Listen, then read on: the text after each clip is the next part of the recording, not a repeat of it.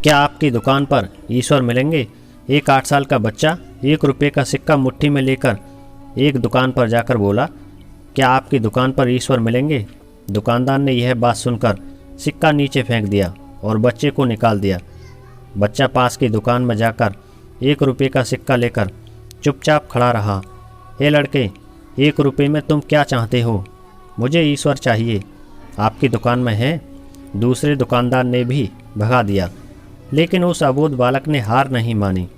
एक दुकान से दूसरी दुकान, दूसरी से तीसरी, ऐसा करते करते कुल 40 दुकानों के चक्कर काटने के बाद एक बूढ़े दुकानदार के पास पहुंचा। उस बूढ़े दुकानदार ने पूछा, तुम ईश्वर को क्यों खरीदना चाहते हो? क्या करोगे ईश्वर लेकर? पहली बार एक दुकानदार के मुंह से यह प्रश्न सुनकर बच्चे के चेहरे पर आशा की किरणें लहराई।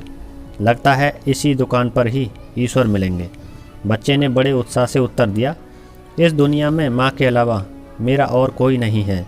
मेरी माँ दिन भर काम करके मेरे लिए खाना लाती है। मेरी माँ अब अस्पताल में है।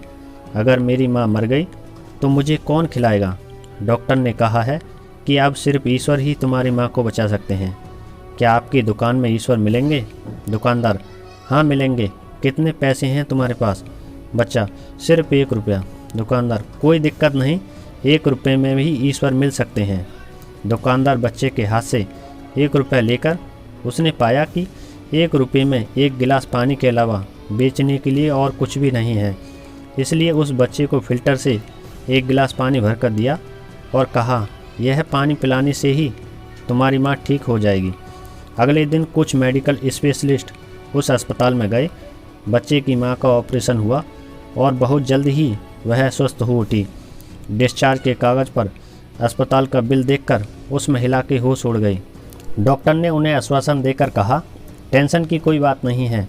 एक वृद्ध सज्जन ने आपके सारे बिल चुका दिए हैं, साथ में एक चिट्ठी भी दी है।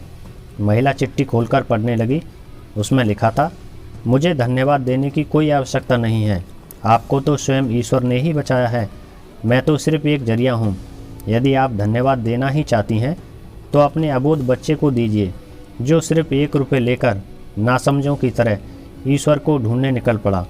उसके मन में यह दृढ़ विश्वास था कि एकमात्र ईश्वर ही आपको बचा सकते हैं।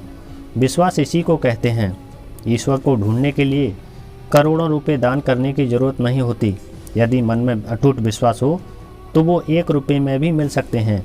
दोस्तों, यह कहानी आपको कैसी लगी हमें कमेंट में ज़रूर बताएं। यदि आप चैनल पर नए हैं तो हमारे चैनल को भी सब्सक्राइब ज़रूर करें।